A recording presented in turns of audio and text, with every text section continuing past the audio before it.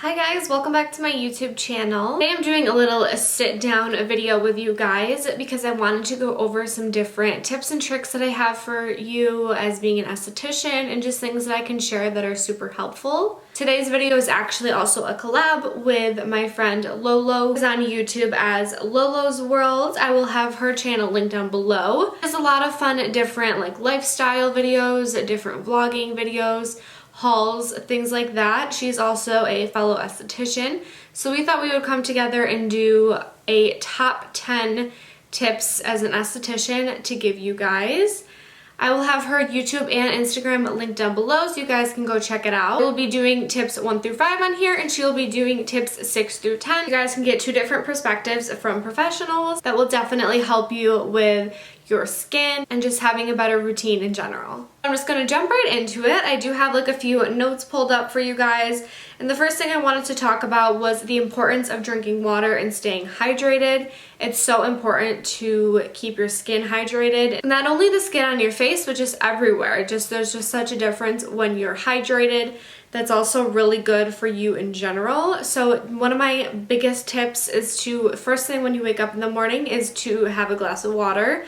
Drink the full thing before you do anything else. Help you just start the mindset and start it right away of just having that 1 glass of water. It'll make it throughout the day so much easier. Also, different things you can do to kind of like track to see how much water you're supposed to be drinking every single day. So definitely do that. Find out how much you're supposed to be drinking and try to hit that goal every single day.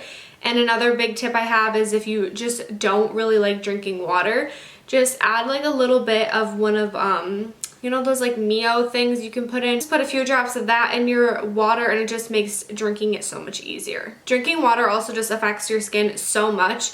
I know it's a big misconception when people say like, oh, I have a pimple, just drink some water and you'll be fine. But that's the start of it. So if you're on a good schedule of drinking your water, staying hydrated, not eating so much sodium, it's just gonna help. It's gonna be that one step to kind of minimize just that little bit. It's not gonna completely clear your skin, but it's definitely gonna help in being a factor. So that one kind of goes hand in hand with my next tip, which is to be conscious of your diet. Like I said, watch your sodium intake. Just like look out for your body and what you're putting into it. Make sure you're eating whole grains, fruits and vegetables, getting a sufficient amount of protein. You'll just notice such a big difference with your skin when you have a full, well-balanced diet. I know people with different people have different needs as far as their body goes. Some people just need more meat, some people need more vegetables. Definitely good to talk to a doctor, talk to a dietitian, a nutritionist, anybody that can kind of help you figure out what your body needs for nutrition and then go off of that. Make sure you're just eating those foods on a daily basis, and that will definitely help with your skin, because some people who, for example, I get really bad breakouts when I eat too much dairy. I get breakouts all along here and I know I get them when I eat too much dairy, so I definitely stick to a very low dairy diet. I don't completely cut dairy out of my diet, but I definitely try to minimize it. I drink almond milk. I try to limit cheese. I don't do yogurt or anything like that, so that definitely helps in minimizing breakouts. Another big one is get your collagen intake. That kind of goes with the diet. Get your collagen however you can. Collagen helps with elasticity in the skin. It's never too early to start using collagen, and there's so many different ways to use it nowadays.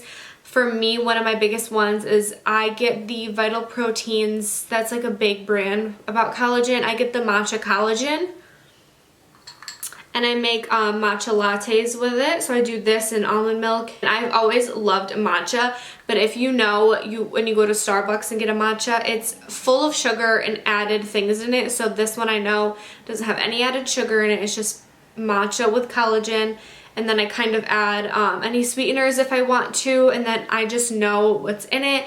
I know what I'm drinking. I know that I'm getting a good collagen intake, and your skin will definitely thank you in the long run for using collagen, because it just really helps with the elasticity, and that's a super important factor when it comes to aging. Okay, the next thing I want to talk about is a big one, and I live in central New York. So it's the end of February right now, so it's really just gloomy outside. It kind of goes back and forth from like a snowstorm to like just super gloomy. The skies are gray.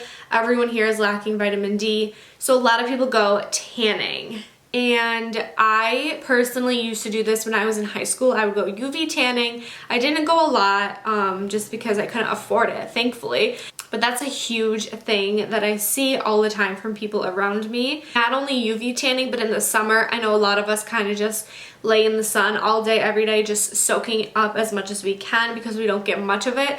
And that is a huge issue when it comes to your skin's health in general. And there's a big misconception of by getting vitamin D, you need to be directly in the sun, which is not true. Indirect vitamin D just from the sunlight, just from being sunny outside, just from letting the sun in your windows, anything like that. That's definitely something to think about when you want to go tanning again or when you want to lay out in the sun with baby oil.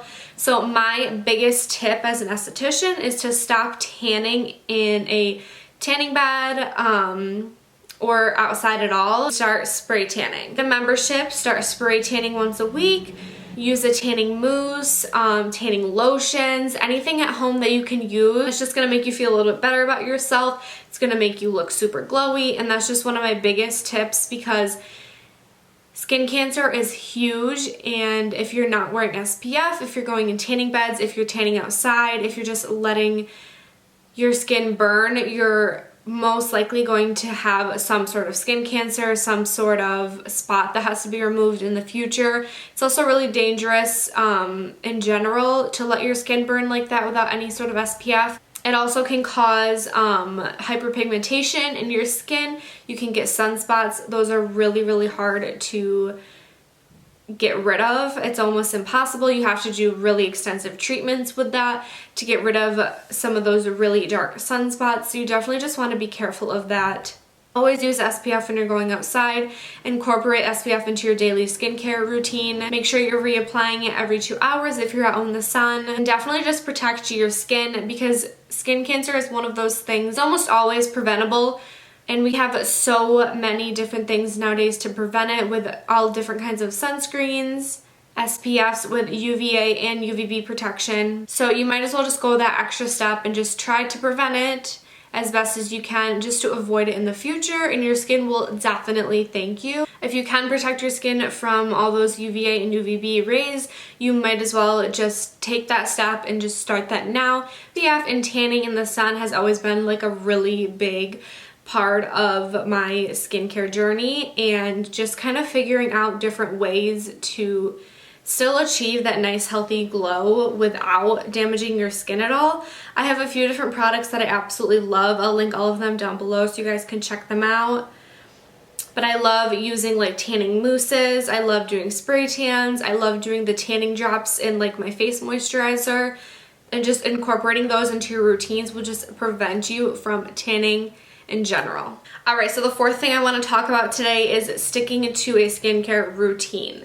This is super important for your skin's health. I know I'm guilty of it, and I know a lot of you are too, just having a bathroom filled with skincare products, which is not a bad thing, but if they're all different brands, different ingredients, where if you have from one spectrum to the other, you don't necessarily need that. The first step in creating your skincare routine is definitely going to see an esthetician and just figuring out exactly what your skin needs, what they recommend for you, and start you on a plan of ingredients and different things that your skin actually needs. When you walk into Ulta or Sephora, it's kind of just a guessing game. If you listen to your favorite influencer, just go off what they're using, it's most likely not going to work for you. And it might just be one step in that routine that you're missing. So I definitely recommend seeing a professional about it, getting into a nice routine, and then going from there. The main things you want to stick to every single day: the same cleanser, serum, and moisturizer, because if you're switching it up every day, your skin is just confused. It doesn't know what it needs. You're probably breaking out from using so many different ingredients, and you can't figure out what is making you break out. So you just want to simplify it. You can always add in different masks, different exfoliants, different things like that. You definitely want to stick to the basics when it comes to an everyday routine. That way you can know what's working, you know what's not working, and you can get on the right track for your skin. I know one of the biggest things that I see on YouTube and Instagram in general is just influencers talking about specific products and then everybody using that specific product and it might not be for them. Skincare is not one size fits all. Different products are meant for different things, different ages, skin colors. Everything is not good for everybody, so you need to find out what works for you, what ingredients are good for you, what ingredients you should not be using. And that can all be super simple by just seeing an esthetician, getting a facial, seeing what they recommend for you, and then sticking to that. So my last tip kind of goes together with my previous tip, and this one is to get monthly facial treatments. This is a big one when it comes to tips and tricks that I have for you as an esthetician, because your skin is constantly changing and you want to keep up on it. You want to see an esthetician, have them tell you what your skin needs, what it's lacking, what ingredients are perfect for you. Especially with the seasons changing and everything, your skin could be drier, it could be oilier, and you just want to help control that. So an esthetician can definitely help you, just tell you exactly what you need for your skin. Monthly facials are also amazing because it's kind of a restart for your skin. Definitely is a safe way to do extractions at home, but when it comes to really just a deep cleansing your skin, you definitely want to see a professional, and this is great to do once a month because your skin resets every 28 days. So every 28 to 48 days, new cells come to the surface of your skin. It's kind of like its way of resetting. It's the same for hair growth, anything like that. New cells are produced every 28 to 48 days, depending on your cell turnover rate, and getting a facial within those days just definitely helps you speed up the process of cell turnover. So it also helps with, if you have any breakouts, kind of getting rid of those, getting rid of anything under the surface. That's why it's so important to get a monthly facial treatment. I always tell people anywhere from 4 to 6 weeks is the best time to get a facial. And even if it's just a mini facial, if you just want to get extracted, anything like that, that definitely just helps. So that is my 5 tips that I have for you guys as an esthetician.